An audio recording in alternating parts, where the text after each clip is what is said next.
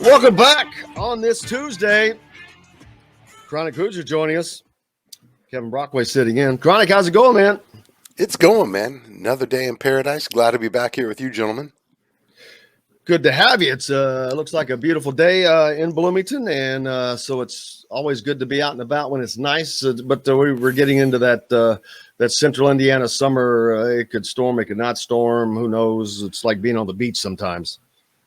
Yeah, honestly, this is the day of summer where the roof, not even the roof, where my drywall is just seeping moisture from the condensation coming off my air conditioning vents right now. So we are officially in the thralls of it. There's no doubt about that.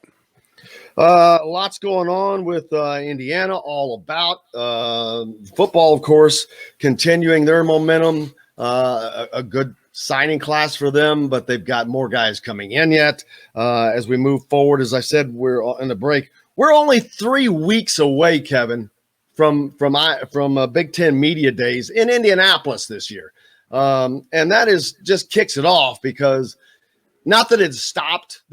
Usually, there's kind of a break. This year, and maybe because of COVID, probably because of COVID, there's no break. It just kept going and picked up steam, and I don't see it stopping. But once we hit Big Ten Media Days, it's going to continue to roll from there. It should be a lot of fun. I think that when you look at the Big Ten, and I saw a story yesterday about the schedules, ranking the total schedules of each Big Ten school, and they had Indiana as the fifth strongest, and you've got Iowa, week one up in Iowa City, 3:30 p.m. kick. Then you've got Under the Lights, right, for game 2 against Idaho, and then game 3, Cincinnati, noon game, which is either going to be on ABC or ESPN. So 2 of your first 3 are probably going to be top 25 matchups. That should be pretty exciting start to what is a season of great expectations for Indiana football. I say Indiana has its first ever top 15 matchup in week 1. I think they potentially have I shouldn't say first. I'd have to go back and do some research, but their first top 10 matchup at home against Cincinnati in week 3. I think Indiana has to start ranked inside the top 10 or 15. If they don't, then that's a travesty. If they win that game on the road, then they're going to be moved up. They're going to be in the top 10, especially by the time week 3 rolls around in Cincinnati, unless something drastic happens to them and their non-conference games. That's going to be a top 10 matchup, man. And that will give Indiana 2 gigantic marquee games in the first 3 weeks of the season. That's just not something that Indiana fans are accustomed to, Chronic, and hopefully they will get the support in the stadium. Yeah, it's a year without real reference point for Indiana right now, with expectations being where they are.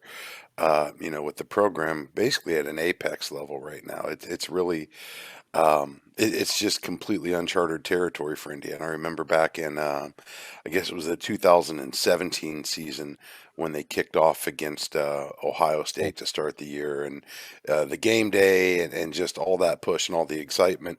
And what you got the sense something special was brewing in Bloomington.